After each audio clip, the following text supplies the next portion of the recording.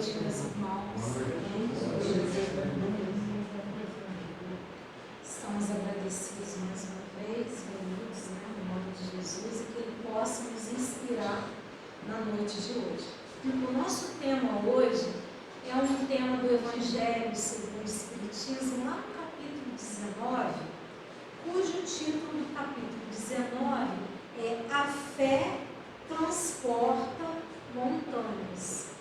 Quem disse foi Jesus, não é a Daura que está dizendo que a fé transporta montanha.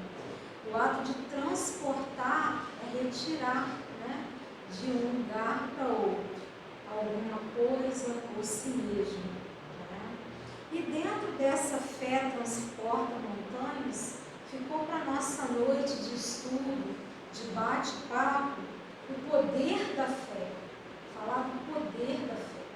Então veja que Kardec já trouxe para nós algo que Jesus nos disse lá atrás, confirmou, exemplificou e ensinou, e a espiritualidade, através da codificação de Allan Kardec, vem reforçar novamente, nos recordar as palavras do Mestre, que a nossa fé tem um poder enorme.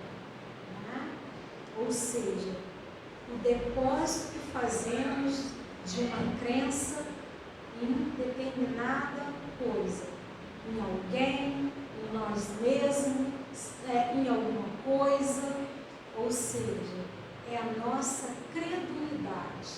Isso é fé, é eu acreditar em algo, independente de uma força superior, ser essa força Deus, espiritualidade amiga, mestre, irmão Jesus, independente da religiosidade em si, fé é tudo aquilo que eu creio, é a credulidade que eu vou depositar, energias que eu deposito de confiança em algo, E aí vem uma passagem que Jesus deixou para que nós entendamos a questão do transporte de montanhas.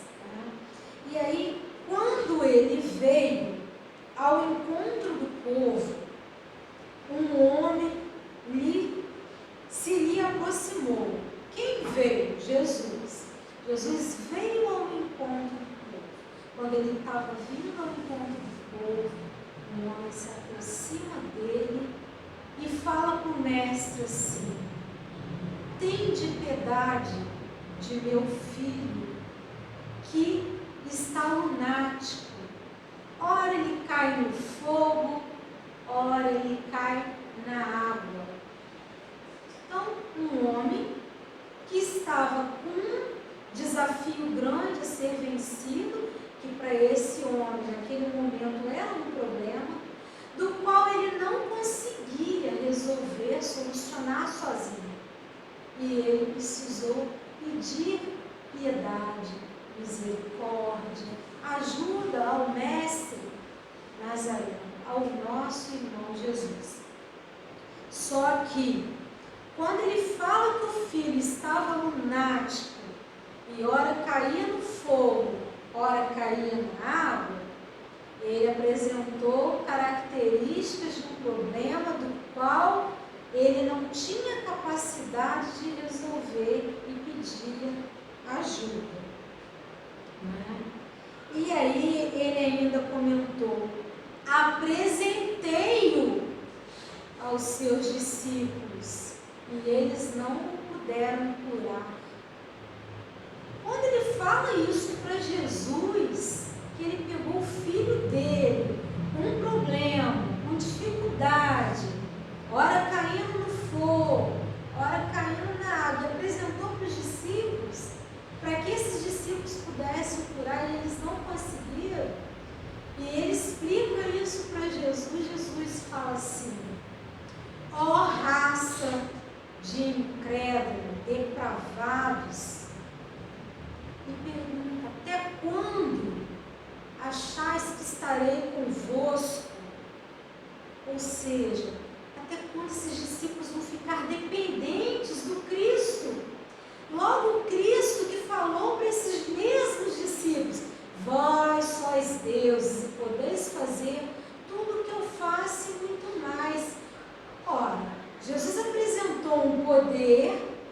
esses discípulos que eles precisavam ter uma certeza de que obtinha esse poder dentro deles e que assim eles pudessem sim fazer curas como o mestre fazia. Eles estavam ali ao lado dele caminhando e observando, verificando, sendo testemunha viva da veracidade das curas ditas como milagres por Jesus.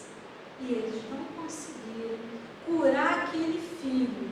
E aquele pai desesperado, porque como que fica um pai e uma mãe quando um filho está doente? Feliz? Alegre? E seja o que Deus quiser? Não. Ficamos angustiados, nos sentimos impotentes, incapazes e começamos a orar. Pedimos para tudo e todos oração, pedimos para Deus, para a espiritualidade, aqueles que têm uma fé nos santos, que têm uma outra denominação religiosa e é adepto de outra religião, vai pedir para o santo, vai pedir para a guia, vai pedir para Deus e o mundo. A gente não conhece esse ditado? Porque nós queremos a clemência, a misericórdia, a solução de algo que está além da nossa capacidade, porque nós assim acreditamos, ou seja, nós colocamos uma fé errada de que não conseguimos resolver. Se nós não conseguimos, nós vamos buscar quem consiga. E quando Jesus falou, raça incrédula e depravada, até quando estarei convosco? Até quando vos sofrerei? Ou seja, vocês estão sofrendo à toa. Até quando vocês vão ficar sofrendo à toa? Até quando vocês vão ficar dependendo de mim? Se vocês podem resolver. Se eu posso, vocês podem. Peraí, por quê vocês vão ficar sofrendo? E aí chama a atenção, deles. E aí Jesus fala assim, trazei aqui o menino, traz aqui, traz seu filho aqui. E Jesus expulsa o demônio do corpo do menino. E como que fica o pai quando um filho fica são, curado? A criança está queimando de febre, 39 graus, 40 graus. Você dá um remédio, aí a febre. Você vai lá, termômetro, graças a Deus, agora já está 37 mil. Aí você vai e mede de novo, graças a Deus, a febre passou. Você respira aliviado, não é verdade? Isso é qualquer problema na face da terra, para qualquer indivíduo, mesmo que não seja da nossa família. Quando alguém resolve alguma coisa, quando alguém melhora, tem uma cura, um melhoramento, um restabelecimento da sua saúde, como que nós ficamos? Nós que temos conhecimento do suplício, da dificuldade do martírio para um irmão, porque todos nós somos irmãos, que estava vivendo aquela tormenta, que todos nós passamos pela dificuldade e tormenta, nós ficamos felizes, Graças a Deus que fulano teve alta. Graças a Deus que fulano teve sucesso na cirurgia. Graças a Deus, está em casa. Essa semana mesmo nós temos um irmão nosso, estava internado muito mal, está perambulando na rua, E eu brinquei assim, já está andando até demais, olha só, já está fazendo arte, mas que coisa boa, porque ele está bem, Ele saiu de um quadro de risco internado, e a gente fica aliviado, porque a gente vive a dificuldade com o outro, a gente fica amargurado e igual esse pai, não sabe como fazer, impotente de querer e não poder ajudar, e quando ele resolve, a gente fica feliz e agradecido. Graças a Deus, fulano está aí andando, já fazendo arte, não é? A nossa família é assim, a família de vocês, a humanidade toda é assim. E esse pai ficou muito agradecido, muito aliviado. E quando fala assim, Jesus expulsou o demônio, veja que expulsar é uma palavra muito, muito forte, Trazendo para o nosso século 21, ela tem tanto peso e um peso negativo, contrário, lá de trás, daqueles primórdios que usavam essa expulsar é retirar. E ali Jesus fez algo incrível, maravilhoso. E não é inacreditável, e não é inacessível, e não é impossível, mas totalmente acessível a todos aqueles apóstolos e até mesmo nós, se ele estivéssemos para nós falando neste momento, como ele disse, vós sois Deus e podeis fazer. Mas esse ato de expulsar é o ato de retirar. E ele retirou com uma autoridade de essência de amor, vibração de ternura, né? E naquela época esse expulsar era assim, mas hoje trazendo para os nossos dias parece que é uma exclusão social. Imagina, eu fui expulsa de uma festa, eu fui barrada na porta do banco porque eu estava com metal no sapato e barrou na porta por causa do magnetismo, né? A gente tem umas questões assim, e aí quando eu sou impedida de alguma coisa, de estar num lugar ou de entrar em algum lugar, tem toda uma lei, um amparo, porque, né, você vai ser excluído, você está sendo expulso. Né? E lá atrás a gente tem que fazer esse paralelo, que as pessoas só iam dar credibilidade e compreender sendo daquela forma. Jesus retirar o demônio e expulsar o demônio do corpo do menino, que ora caía no fogo e ora caía na água. Ou seja, que demônio é esse? Se nossa doutrina espírita nos diz que todos nós somos irmãos espirituais, somos uma grande família espiritual, ora encarnada, ora desencarnada, ora com um grupo pequeno, ora com um grupo mediano ou extenso demais, mas somos todos um conjunto, família espiritual. E esse demônio é o quê? Um espírito. Que espírito é esse para ter essa nomenclatura, essa titulação de demônio?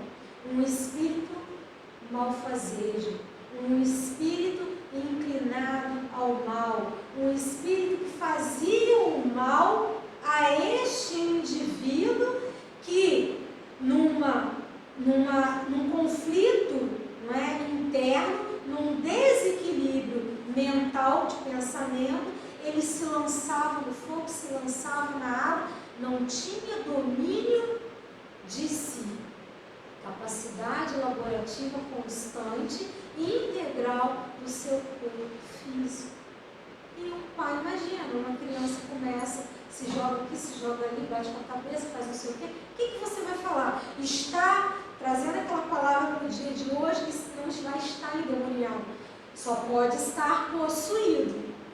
Não é assim? Fulano está possuído, fulano está louco, está enlouquecido. Você viu o que ele fez? Né? Ele saiu gritando pela rua fora, ele se jogou no chão, ele talvez tenha se jogado também na água, ou se atirou fogo. Bom, equilíbrio mental, sanidade mental, naquele momento momentâneo a pessoa não estava em sã consciência.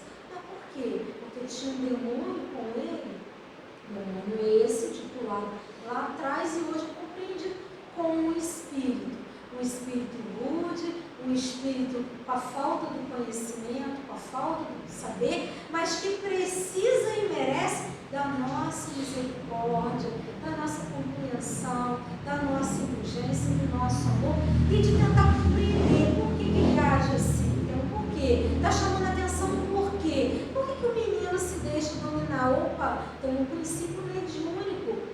Aí ele tem uma mediunidade aflorada, ostensiva. O que está faltando para esse menino? O conhecimento. Conhecimento para se equilibrar, conhecimento para saber que influências são dele, do organismo próprio anímico, ou externa de um mundo invisível do qual ele ainda desconhece. E aí, Jesus, com aquela autoridade moral, com aquela ternura toda, simplesmente ele pede, né, para sair. Mas sempre fala assim, para pedir para sair, sai desse corpo do menino. Ia ficar uma coisa assim, não ia mostrar uma autoridade, autoridade de Jesus. Então, para dizer que Jesus era ali, né, forte na autoridade, tinha uma moralidade, ele expulsou o demônio. E até hoje nós vemos muitas coisas do Velho Testamento trazida assim a ferro e fogo, muito próxima a lei de Talião, olho por olho, dente por dente, não trazendo um Deus amoroso, misericordioso, mas ferro e fogo, nós vemos aí nas portas do templo, expulsando os ditos demônios, os ditos satanás. Sai, demônio, desse corpo que não te pertence. Sai em nome de Jesus. E quando esses irmãos vêm para a doutrina espírita, numa reunião mediúnica, eles vêm acuados, ressentidos de que serão expulsos mais uma vez. E aqui com o amor que teve também Jesus lá atrás, mas não compreendido e não tendo palavras ainda acessíveis para que aquele povo, né, tirasse esse demônio de forma assim muito maleável, colocando daquela forma. E quando nós falamos para esse irmão, olha, você não pode voltar para aquela família que você está a perturbar, porque eles não te fizeram nada nessa existência da qual eles estão vivendo, porque você não está vivendo lá. O que eles fizeram é lá atrás, e você não tem esse direito, nem deve ficar preso no passado, sendo cárcere privado de si próprio. Por quê? Eles já evoluíram, eles se arrependeram, eles estão numa nova existência. Você é que está lá para trás. O que isso vai mudar? O que vai trazer de bom para a sua vida? Né? Você tem que planejar a vida, a sua existência futura, porque a vida é uma só e ela continua. E que avanço você teve do momento que lhe causaram o mal até agora?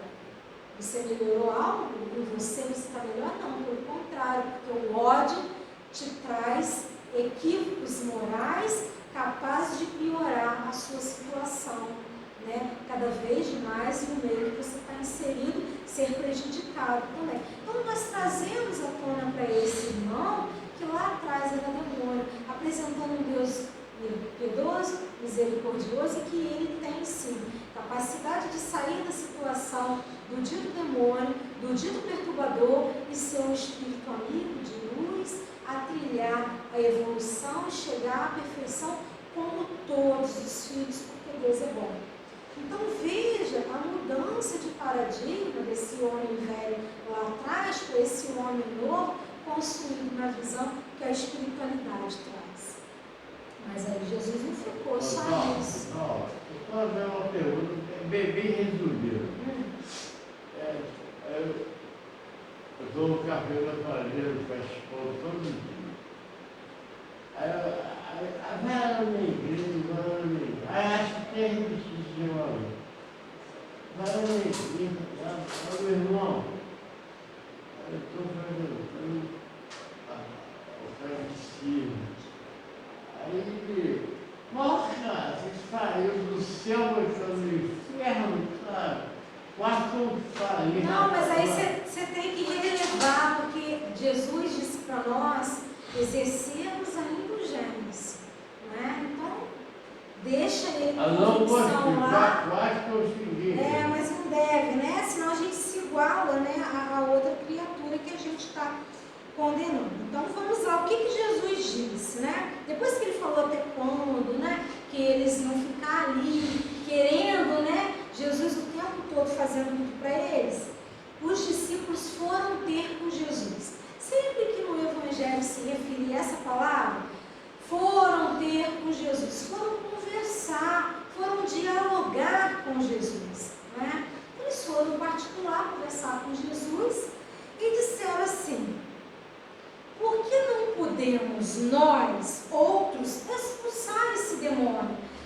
Poxa, o pai desesperado levou o menino nesses discípulos que andavam com o mestre vendo a cura, e eles não puderam fazer nada, eles não conseguiram.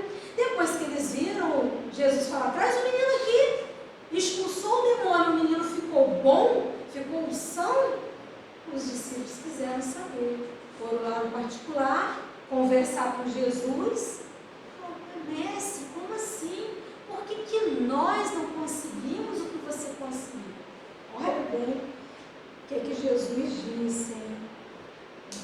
por causa da vossa incredulidade.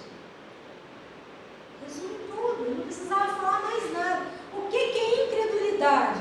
Falta de confiança, falta de acreditar em algo. Jesus não falou que eles podiam tudo? E eles não acreditavam que podiam. Então é por isso que eles não conseguiram curar. E aí Jesus falou para eles assim: pois em verdade vos digo, se tivesseis a fé do tamanho de um grão de mostarda, diris a esta montanha, apresentando a montanha: transporta-te daí para ali. Olha bem. E ela se transportaria, e nada vos seria impossível. Isso está onde? Em São Mateus, mais detalhado, no capítulo 17, do versículo 14 até o versículo 20. Entendeu? Lá no capítulo 17 de São Mateus, vocês vão achar. Olha o que Jesus disse: falta de credulidade. Porque se vocês tivessem a fé do tamanhozinho do grão de mostarda, aí nós vamos pensar, você transportaria uma montanha? E aí nós pensamos o quê? A montanha na sua expansividade, na sua massa, na sua proporção. É gigante uma montanha. E aí esse paralelo, grãozinho de semente, de mostarda, uma areinha, gente, um grãozinho da areia, um cisquinho. Pois a nossa fé, quando for desse tamanhozinho, do grãozinho, a menor semente, é 0,05,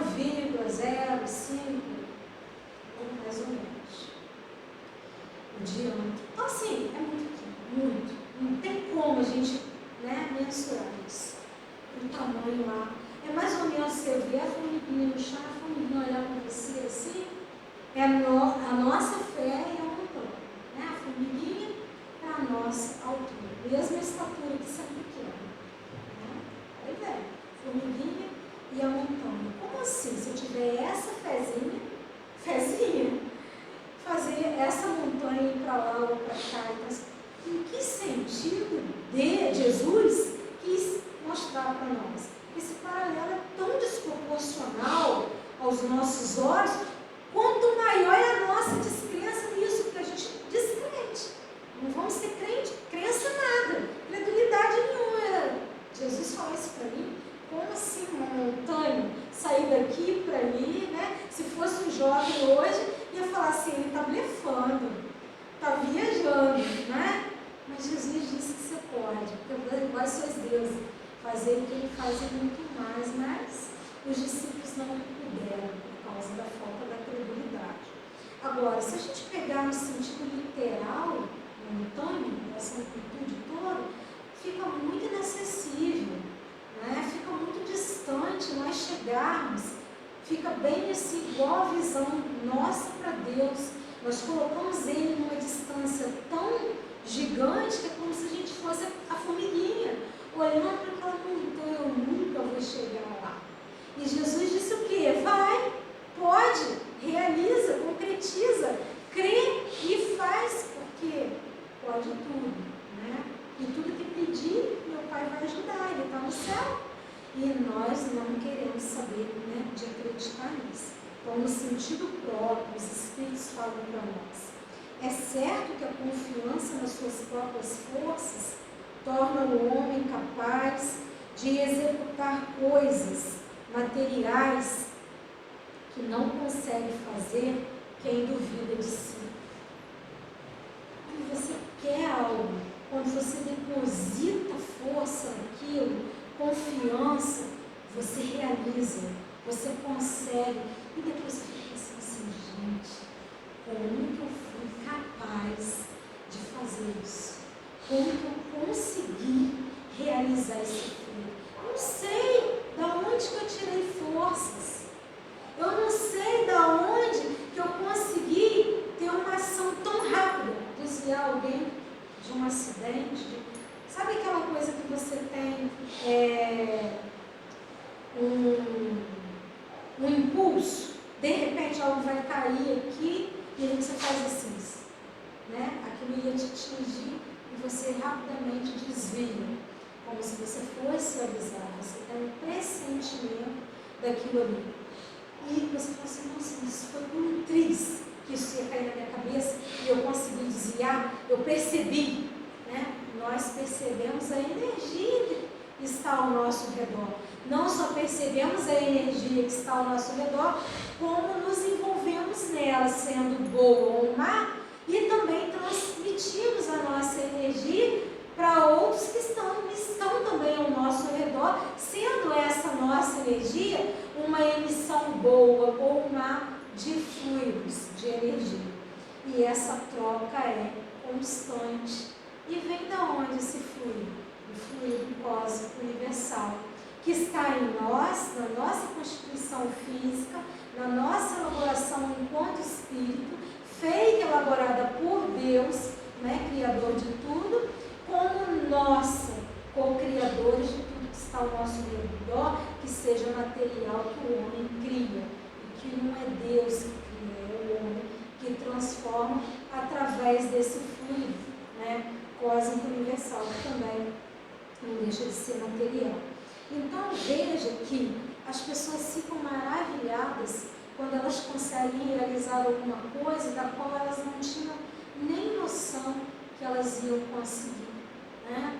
Porque elas depositaram de um momento repentino, uma força vindo de uma credulidade chamada fé. Eu tenho fé que eu vou conseguir, eu vou depositar minha confiança em Deus, eu vou suplicar misericórdia, eu vou suplicar ajuda à espiritualidade amiga e eu vou vencer. E você vai, né, com a cara e a coragem, mas já pensando no resultado positivo e não naquele pessimista disfarçado. Eu vou, mas eu sei que não vai dar certo. Eu vou, mas eu sei, né? Isso daí tem sem chance, eu vou para não ficar mal. Você já está pedindo aquilo para que seja uma resposta contrária do que você realmente almejava de ter sucesso, realização, né? Concretização naquele seu objetivo, daquilo que você estava almejando.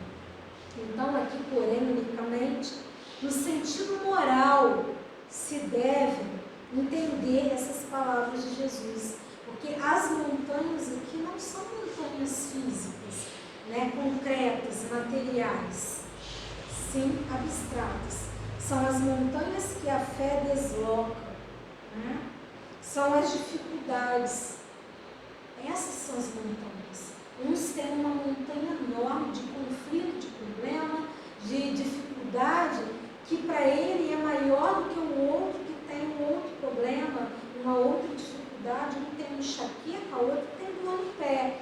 Mas o que tem dor no pé é uma dificuldade, uma montanha tão grande, aquela dor no pé, que ele sente muito, é algo, sabe, imenso. Mas aquele que tem enxaqueca também, né? É uma dor insuportável, enorme, do tamanho da montanha. Então cada um vai ter um problema e vai depositar nele uma dimensão, uma proporção gigantesca. Mas quando nós colocarmos essa montanha na proporção moral, né, de que não existe barreira, dificuldade, conflito inacessível, inatingível, impossível de se resolver, de se solucionar, eu vou entender que a questão da montanha não é material, e sim abstrata, e sim moral. Então é a montanha da dificuldade, é a montanha das resistências, é a montanha da má vontade de fazer, de correr atrás, de se esforçar, de se dedicar, porque dá trabalho. É mais fácil eu ficar reclamando, olhando para o céu, uma hora cai alguma coisa, né? Que seja um tijolo na cabeça, porque você não está se esforçando para sair da zona de conforto que você está inserido. E como que é bom a zona de conforto? Você fica lá quietinho, no sofá, só com o controle remoto, passando. Porque dá trabalho, vou tomar banho, vou pentear, vou me arrumar, vou me perfumar. Eu quero estar bem aonde eu vou. E dá trabalho. Você tem que começar cedo e tal. Tem gente que é mais exigente, tem gente que não é tanto. Dá trabalho. Tudo dá trabalho. nascer dá trabalho, morrer dá trabalho, porque uns não só morrer, né? E desencarnar é outra história, bem depois, já estar morto, mas dá trabalho também. Dá trabalho para quem vai, dá trabalho para quem fica, porque a vida é o quê? É uma força motriz que nos movimenta. A vida é movimento, e é muito circular. Tudo vai e volta, energia boa vai e volta, energia má vai e volta. Então, essas montanhas, a má vontade, em suma com o que se depara da parte dos homens, ainda quando se trata das melhores coisas. Mesmo eu querendo almejar coisas boas na minha existência ou com o meu semelhante, eu coloco a montanha do embaraço, da dificuldade, da má vontade. Alguém me convida para um casamento, aí eu já coloco uma montanha, eu devo ir, não devo ir. Vai ter sol, vai ter chuva, vai ter frio, vai ter calor. Eu tenho roupa? Eu não tenho roupa. Ah, eu não vou, porque eu não tenho roupa. Mas você já foi em casamento. Ah, mas eu não posso repetir aquela roupa, porque já foi fotografado e postado no Facebook.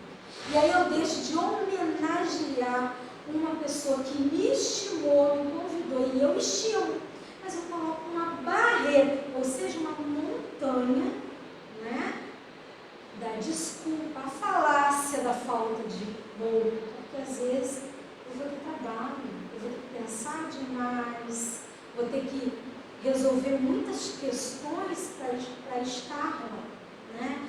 Ai não, eu tenho que arrumar a casa primeiro, para mim estar no casamento. Ah, eu tenho que lavar roupa primeiro, porque senão, porque você está pensando o quê? Eu vou, mas eu posso me voltar, eu vou, mas eu posso voltar com alguém. Eu fui criada assim, né? E quando você começa a desenvolver o TOC, o transtorno obsessivo compulsivo, você fica com as manias, né? E você já tem mania por ser humano, indivíduo, nessa questão de aperfeiçoamento, nós todos somos iguaizinhos, cheios de manias, cheios de toques na umidez. E aí, para sair, eu fui criada, vou deixar a casa limpa, organizada, estruturada, que você não sabe se você volta por visita ou se você volta para ser velado, porque antigamente nós, né, morríamos e éramos velados na mesa. Hoje não tem isso, é na capela mortuária ou do lado de fora da casa, no quintal, no máximo na sala. E quando alguém faz isso para não ficar impressionado, que não sei o quê, antigamente ninguém ficava impressionado, era na mesa que todo mundo jantava, tomava café, almoçava, batia papo, recebia visita, era ali que o defunto ficava, né? Bonitinho de flores, era muito mal coberto e era ali. E volta e meia eu levantava e saía todo mundo correndo, porque o defunto não tinha defunto nenhum, não estava nada morto. Era um processo de catalepsia que hoje a ciência, né, espírita explica muito bem. Então veja que nós colocamos esses embaraços, essas montanhas na nossa vida, né? Essa má vontade. Então, os preconceitos da rotina, essa rotina de arrumar casa, de fazer isso, de fazer aquilo, de ter isso, tem que esticar o cabelo para ir nesse aniversário. Ah, mas eu tenho cabelo dos meus, eu tenho que encolher o cabelo para ir. Então você nunca está satisfeito com nada, você está sempre querendo algo mais. E esse querer algo mais te desequilibra, te coloca numa zona de desconforto, quando era para você estar confortavelmente em qualquer lugar, em qualquer situação, se você fosse alguém com o poder da fé, falada por Jesus, crédula, né, em tudo. E aí precisaria desenvolver paralelo a essa credibilidade e a indulgência, né? Porque quando viesse falar algo ruim, mal, negativo do seu irmão, você ia com a credibilidade, não é só isso, ele tem uma porção, uma montanha de qualidade também. E exaltar a qualidade do outro mais do que o defeito é sabedoria, né? E nem todos têm. Então, quando você tem essa montanha, você começa a agir com esse poder da fé também. Então, esses preconceitos, né, da rotina, o interesse material, isso é espírito falando. A legião espiritual é dando comunicação, instrução para a codificação de Kardec. Aqui não tem Dalva falando isso, né? É os espíritos. O egoísmo egoísmo, a cegueira do fanatismo e as paixões orgulhosas são outras tantas montanhas, olha só, que barram o caminho a quem trabalha pelo progresso da humanidade. Isso tudo é entrave, né? Entrave para que eu possa progredir e fazer o meu irmão progredir, porque o mundo melhora quando a maioria de seus habitantes melhora, né? E aí, quando a maioria melhora, o mundo vai estar em condição melhor e eu vou ser exilado. Aí vai ser, você é expulso. Qual é a lei que vai me defender? Assim, não, a Edna tem que ficar aqui nesse planeta, junto com todo mundo. O Douglas não pode, o Douglas vai ser exilado. Então, quem é que vai nos defender? Né? Quem? E aí? É exclusão, aí você vai começar a pedir misericórdia, Deus. Tenha piedade, não faça isso comigo, não. Deus está me excluindo, Deus está sendo mal comigo, não. Ele te explicou, você não teve credulidade, que você seria mudança, e a partir da sua mudança, você sendo luz na vida do outro, você carregaria outros, sendo mudança também na vida de outros, porque nós somos aqui uma engrenagem, e essa força motriz, essa energia boa, ela vai e volta, como a ruim vai e volta, né? Só que ela pode voltar e não ter o quê? Guarida no nosso coração, que é fraterno, que é puro, aos furos de coração.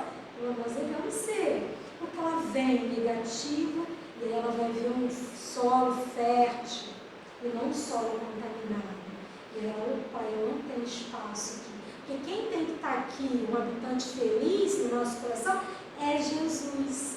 E quando ele está aqui, esses intempéries eles chegam e voltam, porque eu tenho o quê? O poder da fé, eu tenho a credibilidade que transforma a montanha daqui para ali, né?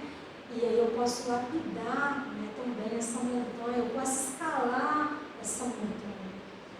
Então eu posso ter outros recursos, eu não consigo transportar ela, eu ultrapasso ela, sem ultrapassar ninguém, porque nós temos que vencer somente a nós mesmos e não ao outro, né?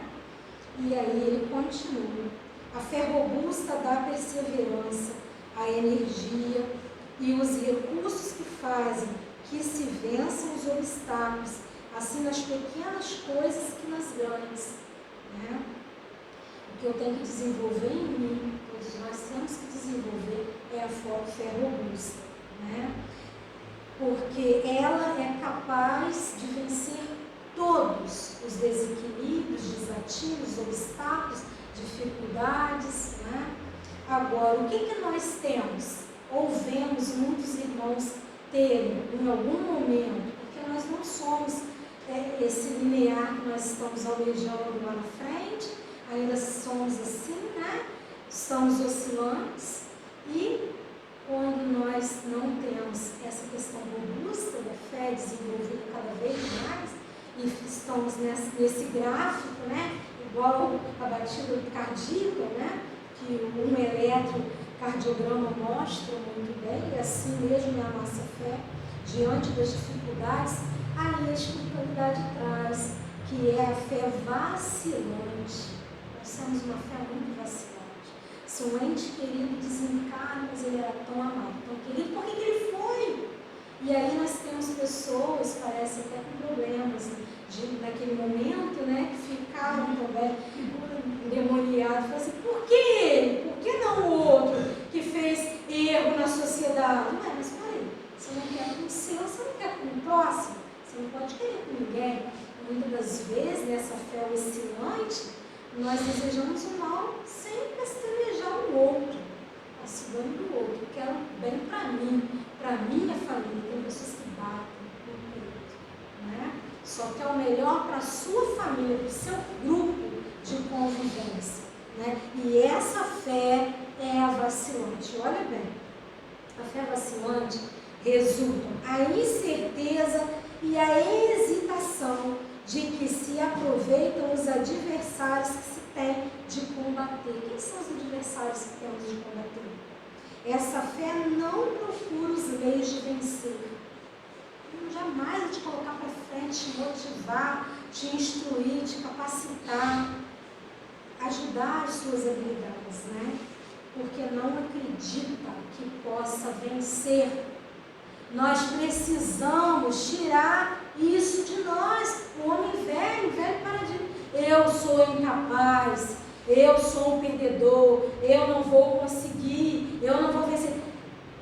Deus que te criou, você não se fez sozinho. Se Deus te criou para você ser um vencedor, sim, ponto final.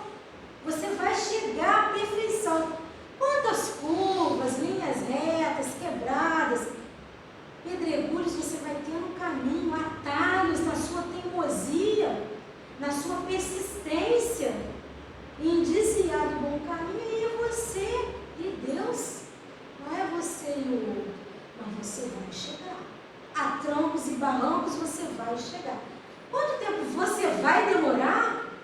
Não importa, porque você foi criado por Deus para ser o quê? Um vencedor. Ah, mas parece que é impossível, porque tudo dá errado, eu sou um desgraçado, porque eu não sei. Não, você está nessa condição, você não é essa condição. E essa condição, ela muda no momento que a sua mente se altera para o bem, para o melhor, para a credulidade. Eu vou crer a partir de agora, a partir de hoje, que eu vou vencer, porque eu sei que eu não estou sozinho. Eu tenho Jesus ao meu lado, eu tenho a espiritualidade amiga, eu tenho um anjo da guarda, um amigo protetor, que ele nem quis seguir a sua evolução, porque ele já está numa condição boa de me assessorar, de ser o meu assessor, de me assistir na condução do meu caminho. Mas, pô, Dora, você quer quebrar a cara indo ali naquele atalho? Que quebre. Quando você estiver ralado, você pede ajuda e eu te ajudo. Vou te ajudar nos curativos, mas você que quebrou a cara, o problema é seu. Você vai ter, sim, a corrigenda, a oportunidade, como Joana de Ângeles fala. Você vai começar de novo um processo. Não importa quantas vezes você cair, se machucar, todas elas, todas, você não vai ficar caído, você não vai ficar no chão, você vai levantar. Por que você vai levantar? Porque é nato levantar, nós somos movimento, lembra? E eu vou chegar. E aí, só para concluir, depois eu te atendo, tá, menino? Senão não vai dar tempo. Quando a gente começa a combater essa fé vacilante, a gente consegue bons resultados e vence qualquer dificuldade. Noutra acepção, para a gente terminar, que tem outra acepção, entende-se como fé a confiança que se tem na realização de uma coisa, a certeza de atingir determinado fim. Ela dá uma espécie de lucidez que permite se veja em pensamento a meta que se quer alcançar e os meios de chegar lá. É um planejamento, tudo na vida. Você não caiu de paraquedas aqui, você fez um planejamento, nasceu naquela família X, na cidade. Então não tem ninguém com a família errada, no endereço errado, filho da Dona Maria, do seu João, errado. Está todo mundo de acordo. Todo mundo precisa e tem o que precisa ter para evoluir. Você pode mudar o seu quadro? Sim. Quantas pessoas têm moratória? Vem para viver 50, vive 70, 90, 100 anos. Porque veio para realizar algo e realizou até mais. Se corrigiu, né? Se aperfeiçoou, fez mais do que o planejamento que ele se propôs a realizar. Se ele for naquele tempo que ele planejou, alguns vão ficar desfocados, porque ele já vai fazer falta. O que nós estamos fazendo neste mundo? Estamos a passeio, estamos fazendo algo importante, bom para o outro, para o nosso próximo, para o nosso semelhante, para nós mesmos. Se eu for agora, alguém vai sentir falta? Eu vou fazer falta para alguém? Alguém vai fazer falta para mim? O que eu estou fazendo de bom que vai fazer falta na vida de alguém? Já pararam para pensar nisso? Que nós não estamos aqui passeando? Algum propósito Deus tem para nós. Eu vou fazer falta na tua vida, na vida dele, na vida dela, na minha família? posso fazer? Será que eu tenho uma vida tão pequena, tão mesquinha, que eu não posso fazer nada? Ou eu estou na fé não robusta, numa fé vacilante e incrédula, que eu me acho um coitadinho, me vitimizo e falo, eu não sou capaz de ajudar ninguém, eu não sou capaz de nada. Será que eu não posso carregar uma bolsa? Será que eu não posso ir num ponto de ônibus, dar atenção a alguém, levar uma mensagem? Posso deixar essa mensagem com você? Essa mensagem, significou tanto para mim hoje, eu não tenho por que levá-la para casa. Se você não quiser, pode dar para outra pessoa. A pessoa vai tomar um choque, não estava esperando uma mensagem nenhuma. E aí ela vai, eu não entendo nada, essa pessoa maluca, passou por mim e deixou uma mensagem. Vou ler, né? Não custa nada. A pessoa lê, de repente aquela mensagem é a resposta de algo enorme, uma montanha que ela estava vivendo. Ela vai entender a resposta de Deus, né? Naquela pequena fé menor que o grão de mostarda, e ela vai fazer o mesmo, vai oferecer aquela mensagem para alguém. E nesse monte de mensagem distribuída e oferecida, nós vamos salvar uma existência. Vamos ajudar uma vida a ser melhor planejada, pensada, vivida. Então a fé sincera e verdadeira é sempre calma. Ela não fica com esse turbilhão dentro de si, pensando, será que vai dar certo? Será que eu vou conseguir? Ela mete o peito e faz. Só vai saber se vai dar errado fazendo. E os nossos erros nos ensinam. O erro do nosso irmão nos ensina. Por isso que nós temos que ser luz. Temos que ser algo bom a emitir no universo para ter também algo bom. Porque aí eu começo a ser envolvido com algo bom ao meu redor. E aquilo que eu quero de bom, aquilo que eu vi que é legal, eu começo a fazer e respeitar também. Então a fé sincera e verdadeira é sempre calma, faculta a paciência e sabe esperar, porque tendo seu ponto de apoio a inteligência e na compreensão das coisas, tem certeza de chegar ao objetivo visado. E aqui cumpre não confundir a fé com uma presunção. Não posso bater no peito e falar assim, eu tenho uma fé enorme que eu vou conseguir. E eu depositar essa fé só nos feitos materiais, só na realização, só na conquista. E começar a fazer uma barganha com Deus. Eu dou um salário e eu tenho um carro. Eu dou um carro e tenho uma casa na praia. Isso é barganha espiritual, isso não é fé. E aí eu começo a ter uma presunção de que Deus tem que me oferecer e jogar tudo lá de cima. Porque eu estou simplesmente sendo um repetidor de palavras sem nenhuma reflexão de cada uma delas e sentido na minha vida, na minha existência. Então o poder da fé se demonstra de modo direto e especial na ação magnética. Por seu intermédio, o homem atua sobre o fluido, é o que Jesus fez, curando o menino, né? Agente universal esse fluido. Ele modifica-lhe as qualidades e lhe dá uma impulsão, por assim dizer, irresistível. O demônio não tinha mais como resistir com aquele magnetismo de amor, de vibração, de ternura, saindo de Jesus e ele encontra aquele corpo fluídico também, né, espiritual, material, e aquele que o acompanhava, aonde se deu a cura e o afastamento do espírito. Daí decorre que aquele que a um grande poder fluídico normal junta ardente fé, pode só pela força da sua vontade dirigida para o bem operar esses singulares fenômenos de cura e outros tidos antigamente por prodígios e milagres, né? Que não passam de efeito de uma lei natural. Tal o motivo porque Jesus disse a seus apóstolos que não o curastes. Foi porque não tinham fé. Veja, eles estavam questionando ele. Por que não curou? Porque não tinha fé. Porque no momento que você desenvolve essa fé robusta e pega toda a energia com a fé, os pedidos, com as súplicas do fluido cósmico universal, e você faz o quê? Uma transformação desse fluido. É o fenômeno, o laboratório do mundo invisível.